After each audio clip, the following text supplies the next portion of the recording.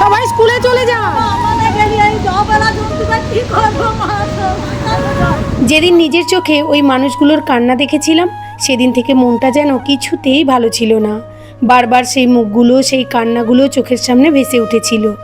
সত্যি বলতে তারপর থেকে ঠিকমতো খেতেও পারিনি, ঘুমোতেও পারিনি। নমস্কার, সবাই কেমন আছো? চলে এলাম আমি শেফালি, হলদিয়া থেকে। সত্যি কথা বলতে কি, সবার কষ্ট আমি হয়তো দূর করতে পারবো না, কিন্তু কারুর কষ্ট চোখের সামনে দেখেও যেন কিছুই হয়নি এমনভাবে থাকাটাও আমার পক্ষে খুবই কঠিন। তাই বাড়ি ফিরে হাজব্যান্ডকে বললাম আমি ওদের জন্য কিছু করতে চাই। আর আমার হাজব্যান্ড এমন একজন মানুষ যে সব সময় আমার প্রত্যেকটা কাজে আমাকে সহযোগিতার হাত বাড়িয়ে দেয়, আমাকে উৎসাহ দেয় ও সাহায্য করে। টানা কদিন বৃষ্টির জন্য বাইরে বেরোতেই পারিনি বাজারহাট করব বলে। তাই একটু বৃষ্টিটা কমতে হাজব্যান্ড ওয়াইফ দুজনেই বেরিয়ে পড়েছিলাম বাজারহাট করতে। একজন দুজন নয়, 80 জনের খাবারের ব্যবস্থা, আবার নিজের হাতে সমস্ত কিছু রান্না করব এরকমও চিন্তা ভাবনা করলাম। নিজের হাতে রান্না করে খাওয়ানোর আনন্দটাই আলাদা।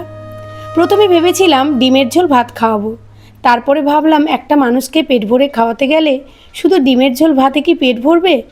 তার থেকে বাড়িতে যাই সবজি আছে সব কিছু দিয়ে একটা ভাজা করে দিই। তো ফ্রিজ খুলে দেখি কলমি শাক ছিল, আলু, পটল, কুঁদরি, বরবটি, কাঁকরোল সব কিছু যা ছিল কেটে কুটে আগের দিন রেডি করে রাখলাম।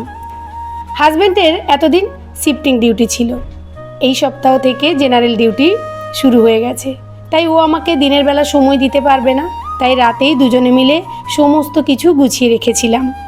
যে কোনো কাজ করার আগে থেকে যদি একটু প্ল্যানিং করে নিই তাহলে সেই কাজটা খুব সুন্দরভাবেই করা যায়। তো আগের দিন রাতে আমি আলু কেটে রেখেছিলাম, সবজিও কেটে নিয়েছিলাম, শাকও সুন্দর করে বেছে কেটে রেখেছিলাম। হাজব্যান্ড ডিমগুলোকে ধুয়ে সুন্দর করে হাঁড়ির মধ্যে বসিয়ে রেখেছিল। সকালবেলা ঘুম থেকে উঠেই ডিমের হাঁড়িটাকে বসিয়ে দিলাম, আলুগুলোকে ভালো করে আরেকবার ধুয়ে নিয়ে নুন হলুদ দিয়ে সেদ্ধ করতে বসিয়ে দিলাম। এদিকে ডিমটা সেদ্ধ হয়ে যাওয়ার পর আমি কলমি শাকের ভাজা করে নিলাম। হয়তো ভাবছো যে এইটুকুনি সবজি, সবই বললাম তোমাদের সঙ্গে। আর এই বৃষ্টির জন্য আমি কিন্তু আর কলমি শাক পাইনি বাজারে। আসলে আমি যেইটুকু কাজ করতে চেয়েছি মন থেকেই করতে চেয়েছি। আমি ওই মানুষগুলোকে নিজের বাড়ির অতিথি হিসেবে ভেবেছি। বাড়িতে অতিথি এলে যেমন প্রথম পাতে একটু ভাজা, তারপর ভাত, তারপর তরকারি দেওয়া হয়, আমি ঠিক সেইভাবেই ওদেরকে খেতে দিতে চেয়েছি। আগের দিন ঘুমোতে যাওয়ার সময় মনে মনে ভেবে নিয়েছিলাম কোনটার পরে কোন কাজটা করলে খুব তাড়াতাড়ি সমস্ত কাজ সহজেই করে ফেলতে পারবো। তো ঘুম থেকে উঠে তাই প্রথমে ডিম সেদ্ধ করতে বসিয়ে দিলাম, এদিকে আলু সেদ্ধ করতে বসিয়ে দিলাম, তারপর একে একে কলমি শাকের ভাজা করলাম, আলু ভাজাগুলোকে তুলে নিলাম, তারপর সবজিগুলোকে ভেজে নিলাম। একসঙ্গে করলে যদি ঘেটে যায় তখন কিন্তু দেখতেও ভালো লাগবে না, খেতেও ভালো লাগবে না। তারপর ডিমগুলো সেদ্ধ হয়ে ঠান্ডা হয়ে যাওয়ার পর এদিকে ডিম ছাড়িয়ে নিলাম।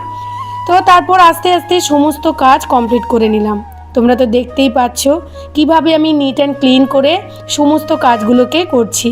আর আমি একা কিন্তু করিনি, এই কাজে আমাকে আমার কাকু কাকিমা, আমার বাড়ির দিদি, আমার ছেলে, মেয়ে অনলাইন ক্লাস করছিল, হাজব্যান্ড তো ডিউটি গিয়েছে, তাই সবাই আমাকে সহযোগিতার হাত বাড়িয়ে দিয়েছিল। সবাই না সহযোগিতা করলে আমি কি একা এই কাজ করতে পারি? সময়ের মধ্যে সমস্ত কাজ কমপ্লিট, তখন বাজে দুপুর 1টা। 7খানা ব্যাগ রেডি করে নিয়ে আমরা চললাম ওই জায়গায় যেখানে সমস্ত মানুষ অপেক্ষা করে আছে আমার জন্য। ওই জায়গাটিতে আমার স্কুলের পরে এরকম বাচ্চার ফ্যামিলিও অনেকগুলো আছে। তো একজন বাচ্চার মাকে আমি ফোন করে সমস্ত কিছু বলে দিয়েছিলাম যে তোমরা একটু অপেক্ষা করো। হয়তো আমার 1টার মধ্যে যাওয়াটা উচিত ছিল, কিন্তু একা হাতে সব কিছু সামলে উঠে যেতে একটু সময়টা দেরি হয়ে গেছে। তো আমি গিয়ে দেখি সমস্ত মানুষ আমার জন্য অপেক্ষা করে আছে, আর তাদের সেই করুণ মুখগুলো দেখে আমার এত কষ্ট হচ্ছিল। তারপর আমাকে যখন ওরা দেখলো, ওদের মুখে হাসি দেখে আমার সত্যি মনটা ভরে গেল। সকাল থেকে বা তার আগের দিন থেকে যে এত কষ্ট করছিলাম সেই কষ্ট নিমেষেই উধাও হয়ে গেল। আমি একা যাইনি, আমার সঙ্গে ছিল আমার ছেলে, কাকু, দিদি, অটো ড্রাইভার দাদা। মেয়েকে নিয়ে যাইনি, মেয়ের অনলাইন ক্লাস চলছিল। তো এই কাজে ছেলেকে নিয়ে যাওয়ার কারণ ছিল যে এই সুন্দর কাজগুলোর, সুন্দর মুহূর্তগুলো ওর মনেও একটা দাগ কাটুক, যে এইভাবে সবার পাশে থাকতে হয়, সবাইকে ভালোবাসতে হয়। জীবনে চলার পথে শুধু স্বার্থপরের মতো নিজের কথা ভাবাটা ঠিক নয়। নিজের স্বপ্ন বা লক্ষ্য পূরণের পাশাপাশি চারপাশে মানুষের কথা ভাবা এবং সামর্থ্য অনুযায়ী তাদের পাশে থাকা, এটাই প্রকৃত সার্থক জীবন। তো জলটা এখনো পর্যন্ত আছে, পুরোপুরি নামেনি, নিশ্চয়ই তাড়াতাড়ি এই জলটা নেমে যাবে। আজ তবে এইটুকু থাক, দেখা হচ্ছে নেক্সট ভিডিওতে। সবাই ভালো থেকো, টাটা।